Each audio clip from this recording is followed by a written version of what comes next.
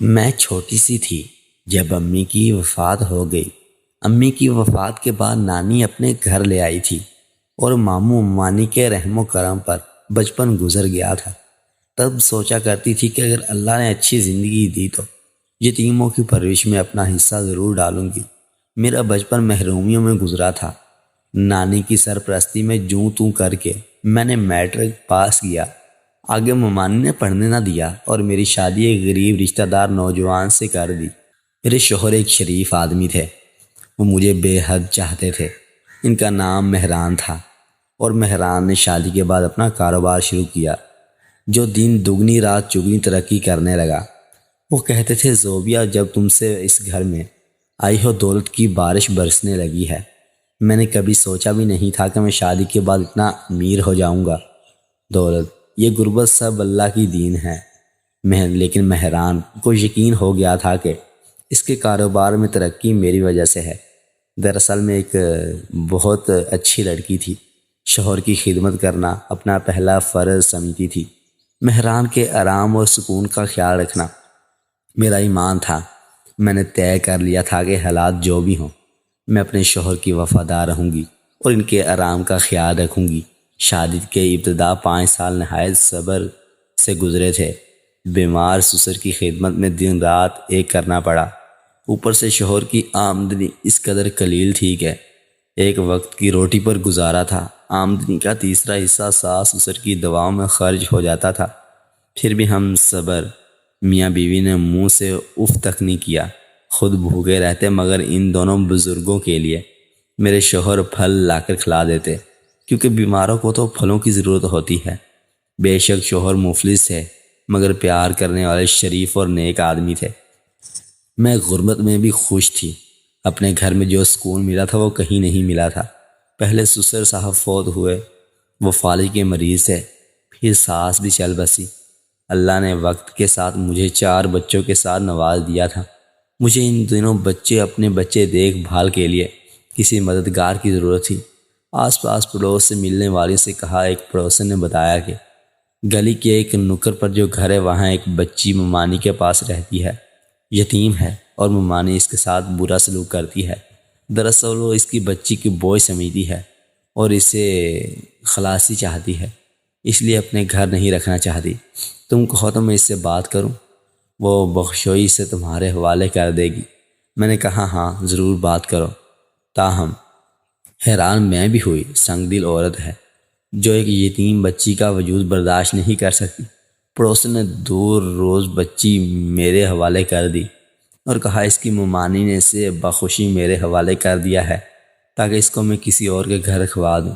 وہ اس سے سخت عاجز ہے۔ ہاں تم اس سے جو چاہو کام کر لو، رات دن تمہارے ہاں رہے گی، بس تمہیں اسے تنخواہ دینی ہوگی۔ میں نے بخشوئی اس یتیم کو رکھ لیا جس کی عمر تقریباً 8 سال تھی اور نام میمونہ تھا۔ وہ واقعہ اپنے نام کی طرح نیک تھی۔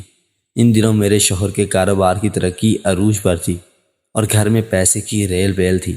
میں کہتی تھی یہ میرے محروم ساس سسر کی دواؤں کا اثر ہے کہ جن کی میں بیمار کے دن ان کی دن رات خدمت اور خیال رکھا تو مجھے دعائیں دیا کرتے تھے اور میرے خاوند کہتے تھے زوبیا تمہارا قدم اچھا ہے جو تم سے شادی کے بعد میری غربت دور ہو گئی۔ مومنہ کے آنے سے مجھے بہت سہولت ہو گئی تھی۔ سارا دن وہ بچوں کو سنبھالتی اور میرا خیال رکھتی تھی، مگر وہ بہت جلد تھک جاتی تھی اور اس کی ٹانگوں اور بازو میں درد ہونا شروع ہو جاتا تھا۔ میں اس کا خیال رکھا لیکن پھر مجھے بچے تنگ کرتے تھے۔ میں کہا کرتی تھی کہ اس کی ناز برداری کرتی۔ آہستہ آہستہ میں بھی بے حس ہوتی گئی اور اس کی کم سنی کا خیال کیے بغیر اس سے زیادہ کام لینے لگی۔ اس لڑکی کے عوض مجھے ہر ماہ اس کی ممانی کو خاص رقم بطور تنخواہ دینا پڑتی تھی۔ تب میں سوچتی جب میں تنخواہ کی قیمت اتنی رقم دیتی ہوں تو پھر میں اس پر کیوں رحم کروں؟ مجھے بھی کام کی ضرورت ہوتی ہے، مگر پھر جب وہ معصوم میرے زیادہ کام نہیں کر سکتی تو میں نے کہا اسے لے جاؤ، یہ میرا کام اچھی طرح نہیں کرتی، جس سے روز وہ رو رو کر جاتی تھی۔ بہت رو رہی تھی، مڑ مڑ کر مجھے دیکھتی جاتی تھی، جیسے بھیگی آنکھوں سے کہتی ہو کہ مجھے اس ظالم عورت کے حوالے مت کرو، بے شک تم زیادہ کام کرا لو مگر جو بات ہے مجھے یہیں رکھ لو، کم اس بچی رہوں گی۔ انسان اگر خود آرام میں ہو تو دوسروں کی تکلیف کا احساس جاتا رہتا ہے۔ تبھی مجھے یاد نہ رہا کہ میں نے تو وعدہ کیا تھا کہ یتیموں کی پرورش اور داد رسی کروں گی۔ خیر وقت گزرتا گیا اور میرے بچے بڑے ہو گئے۔ اب وہ اسکول جاتے تھے کہ پرورش میں نے ناز و لاڈ سے کی تھی اور ہر طرح کا آرام دیا تھا، مگر کہتے ہیں کہ وقت ہمیشہ ایک سا نہیں رہتا۔ آخرکار وقت نے کروٹ بدلی اور میرے ساتھ وہ ہو گیا جو میں نے کبھی سوچا بھی نہیں تھا، اور وہ یوں کہ میرے شوہر کے ایک رشتہ دار خاتون آئی اور ان کے ہمراہ ایک 16 سالہ لڑکی بھی تھی۔ خاتون نے کہا میں رشتے میں تمہاری خاوند کی خالہ لگتی ہوں اور یہ میری بیٹی ماہ نور ہے۔ میں نے اس کا نکاح 1 ماہ قبل کر دیا تھا۔ اب جب کہ شادی کا سوچ رہے ہیں، معلوم ہوا کہ جس لڑکے سے نکاح ہوا وہ ہیروئن پیتا ہے، لہٰذا اب اس کا نکاح توڑ دیا جائے گا، یعنی کہ عدالت سے خلا لینی ہے۔ اس لیے ہم نے آپ کے شوہر کے پاس آئے ہیں، کیونکہ میں نہیں چاہتی کہ میری بیٹی اب اس لڑکے کے ساتھ بیاہی جائے جو نشہ کرتا ہے۔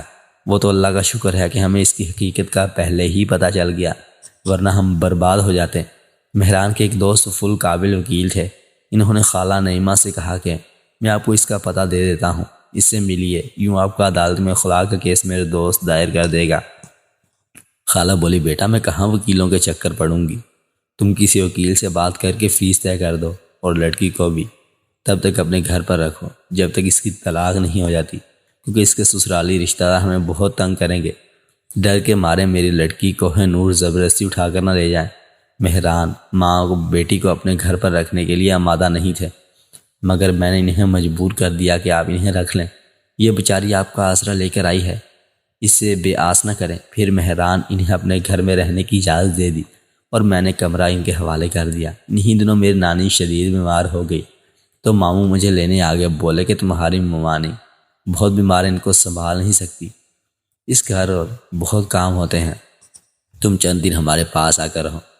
اماں بھی تمہیں یاد کرتی ہے، نانی نے مجھے بچپن میں پالا تھا اور مجھے بہت پیار دیا تھا۔ ان کی علالت کو سن کر میں قدموں کو روک نہیں پائی۔ اب میں حیران سے اجازت لے کر ماموں کے گھر چلی گئی۔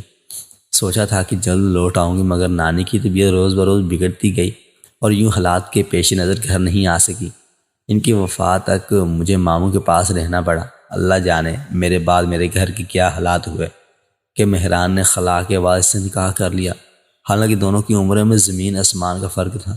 مجھے کافی عرصے تک اس نکاح کا پتہ نہیں چلا، شاید میری غیر موجودگی میں ان دونوں ماں بیٹی نے مہران کو اپنے جال میں پھنسا لیا۔ وہ شخص جس نے کبھی کسی کو غلط نگاہ سے نہیں دیکھا تھا، مجھ سے دور ہو کر اس کے قریب ہو گیا، نکاح بھی کر لیا اور اب یہ انہونی ہو رہی تھی۔ ستم یہ کہ اس نے کہا ہمیں مہران کے بھائی بھابھی اور لڑکی کے رشتہ دار بھی شامل تھے۔ مجھے پتہ چلا کہ میرے اپنے اور غیر سب میری تباہی میں شامل تھے۔ نانی کے انتقال کے بعد جب گھر آئی تو پلوں سے گزر چکا تھا اور میرے شوہر ہم سے آنکھیں بدل چکے تھے۔ وہ بچوں کے سامنے کبھی زور سے نہیں بولتے تھے، اس نئی نویلی دلہن کے لیے انہیں ڈانٹتے اور جھڑکتے تھے۔ گھر کے ماحول میں اس قدر زہر گھل گیا تھا کہ میں 2 ماہ ان کے ساتھ رہ سکی۔ بالآخر اس ناگن نے مجھے گھر سے نکلوا دیا، اس نے میری خوشیوں کو ڈس لیا۔ مہران ایک دوسرا گھر خرید کر مجھے اور بچوں کو اس میں شفٹ کر دیا، اور میرا جو گھر تھا جس کو میں نے اپنے ہاتھوں سے سجا کر اپنی جنت بنایا تھا، مجھے اس سے دربدر کر دیا گیا اور مجھے نوکروں کے آسرے پر چھوڑ دیا، اور خود مہران ماہ نور کے ساتھ سجے کمرے کے گھر میں رہنے لگے جہاں مجھے قدم دھرنے کی اجازت نہیں تھی۔ شوہر شروع ہو گئے، ہر ماہ کے آخر خرچہ دے کر جاتے تھے۔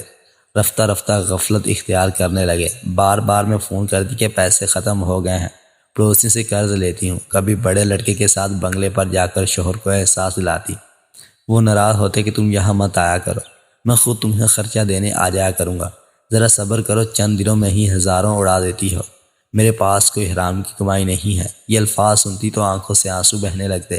ان کے 4 بچوں کی ماں تھی اور ان کے ساتھ مل کر دکھ سکھ اٹھاتی تھی۔ میں نے شروع کے برے دن بھی بڑے صبر سے گزارے تھے۔ ان کے پاس اب پیسے کی کمی نہیں تھی، مگر میرے اور میرے بچوں کے لیے ان کا دل چھوٹا ہو گیا تھا۔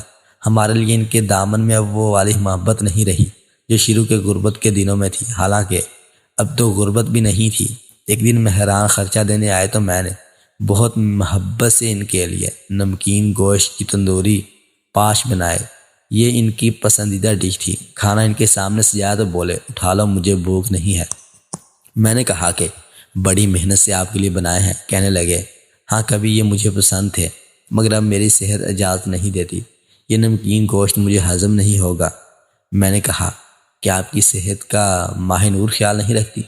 میں تو بہت خیال رکھتی تھی، جواب دینے لگے، ہر عورت میں الگ خوبیاں ہوتی ہیں، جو خوبیاں تم میں ہیں وہ اس میں نہیں ہے، اور جو خوبیاں اس میں ہیں وہ تم میں نہیں ہیں۔ اللہ نے اولاد دی ہے، اب ان کا خیال رکھا کرو اور میرے بارے میں سوچنا چھوڑ دو۔ شکر کرو کہ تمہارے پاس گھر ہے، خرچہ مل رہا ہے، ایک عورت کو اس سے زیادہ کیا چاہیے؟ ان کے منہ سے یہ باتیں سن کر میں حیرت سے ان کا منہ دیکھنے لگی۔ کیا عورت کو اور کچھ نہیں چاہیے ہوتا؟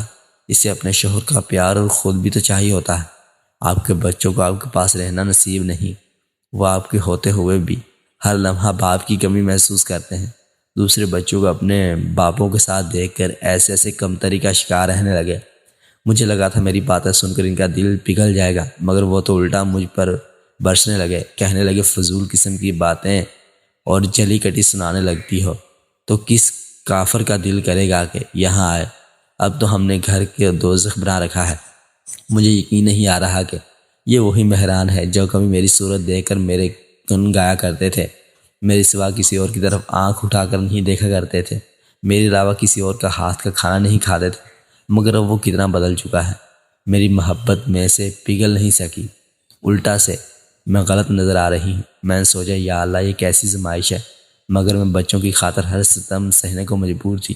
میں نے صبر کرنے کا تہیہ کیا تھا تو صبر کر رہی تھی، صبر کا دامن ہاتھ سے چھوٹ گیا تو پھر کدھر جاؤں گی؟ آئی مومنہ کی طرح اپنے ہی گھر کو مڑ مڑ کر دیکھتی ہوں، لیکن گھر کی چھت تلے بیٹھ سکتی ہوں جہاں مہران ماہ نور کے ساتھ رہتے تھے، اور میں بچوں کے ساتھ الگ رہنے پر مجبور، اس امید کے ساتھ کبھی تو انہیں مجھ پر ترس آئے گا۔ صبر کا دامن ہاتھ سے نہیں چھوڑا، اور پھر وہی ہوا جو اکثر ہوتا ہے۔ ان کی نئی نویلی دلہن کو بھلا میرے بوڑھے شوہر میں کیا دلچسپی تھی؟ اس نے تھوڑے دن عیاشی کے خواب پیے اور اپنے ماں باپ کو مال دیا اور پھر چلتی بنی۔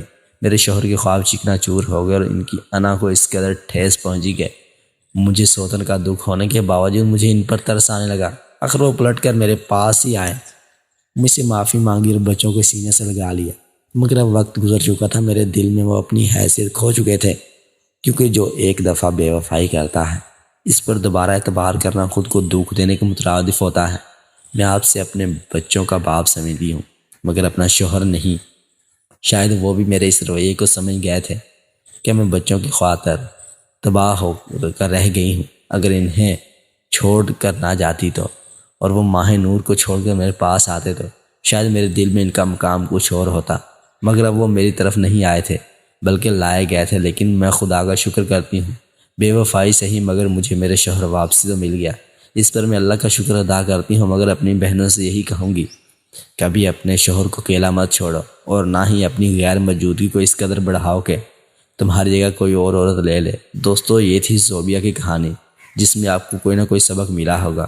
دوستو، اگر آج کی کہانی پسند